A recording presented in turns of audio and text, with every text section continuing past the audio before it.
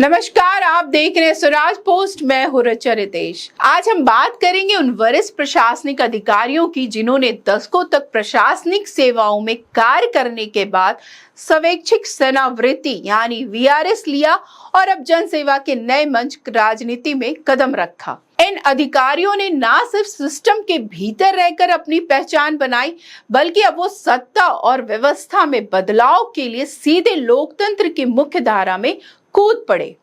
प्रशासन से राजनीति तक वे चेहरे जो चर्चा में हैं। मनीष कुमार वर्मा 2000 बैच के उड़ीसा कैडर के पूर्व आईएएस अधिकारी जिन्होंने 2018 में वीआरएस ली थी।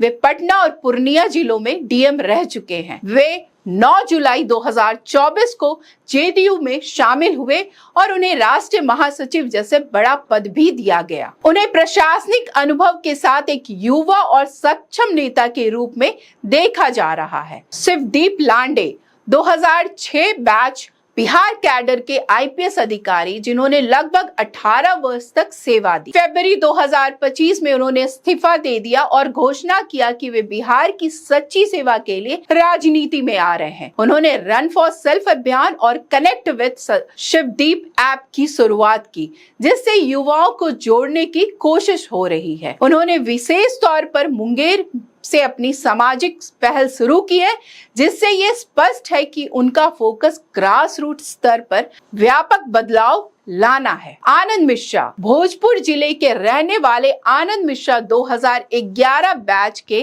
असम कैडर के आईएएस रहे। असम में तैनात आईपीएस मूलतः भोजपुर के निवासी जिन्होंने जनवरी 2014 में वीआरएस ली।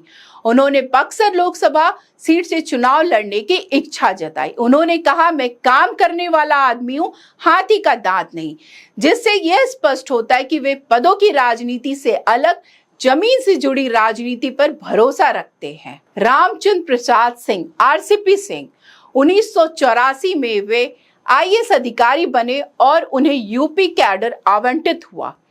पूर्व यूपी कैडर के आईएएस जिन्होंने 2010 में वीआरएस लेके जेडीयू में प्रवेश किया, वे नीतीश कुमार के करीबी माने जाते थे। 2010 में वीआरएस लेकर जेडीयू में शामिल हुए और राज्यसभा सदस्य बनाए गए। 2020 में जेडीयू के राष्ट्रीय अध्यक्ष बने और 2021 में केंद्रीय कैबिनेट में स्टील मंत्री नियुक्त हुए। 2022 में कथित भ्रष्टाचार के आरोपों के बाद जेडीयू से तकरार होने के कारण उन्होंने इस्तीफा दे दिया। अगस्त 2022 में औपचारिक रूप से बीजेपी में शामिल हुए।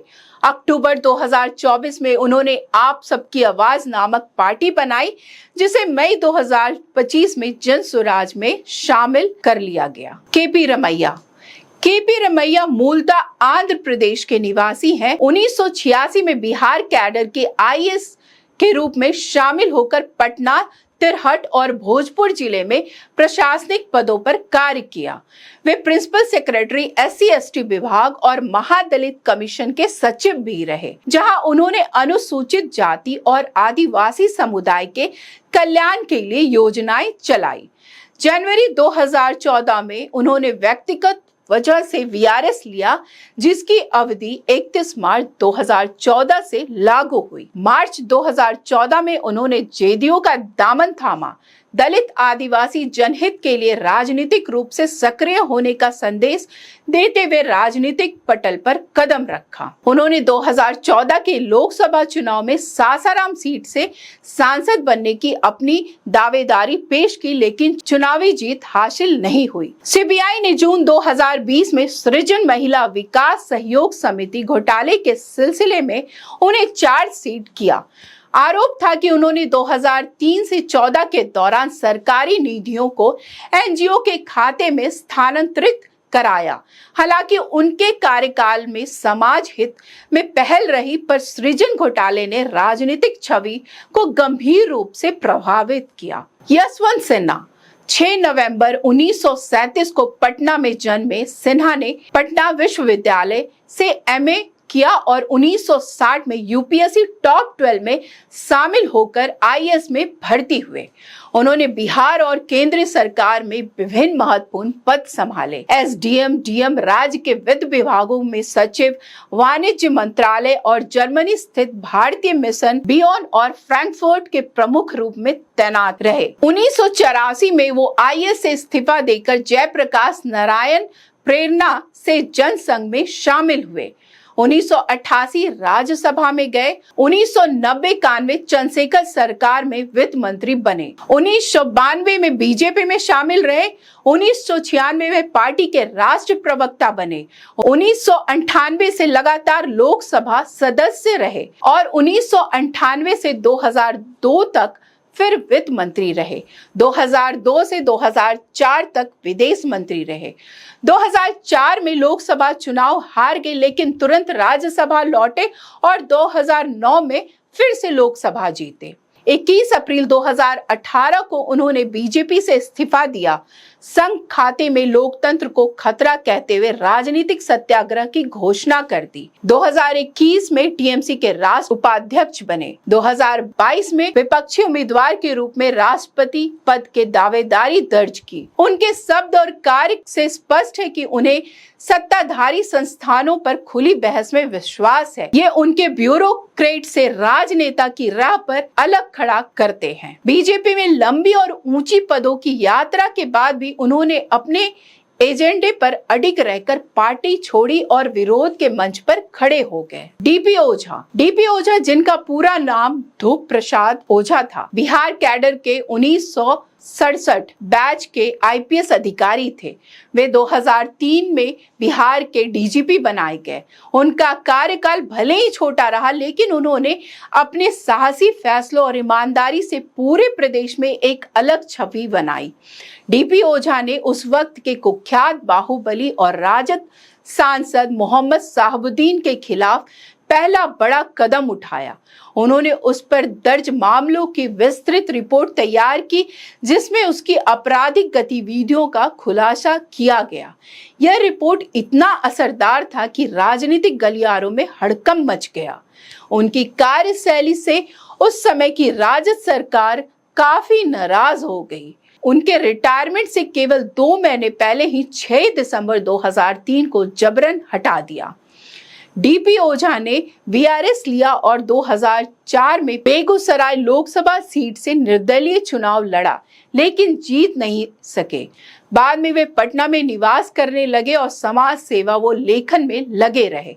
6 दिसंबर 2024 को लंबी बीमारी के बाद उनका पटना में निधन हो गया। उस समय उनकी उम्र 82 वर्ष की थी। डीपी ओझा एक ईमानदार और सख्त पुलिस अधिकारी के रूप में याद किया जाता है। उन्होंने साबित किया कि अगर इच्छा हो तो सिस्टम के भीतर रहकर भी अपराध और भ्रष्टाचार से लड़ा जा सकता है। दिनेश कुमार राय 2010 बैच के आईएएस अधिकारी हैं जो बिहार कैडर से जुड़े हैं।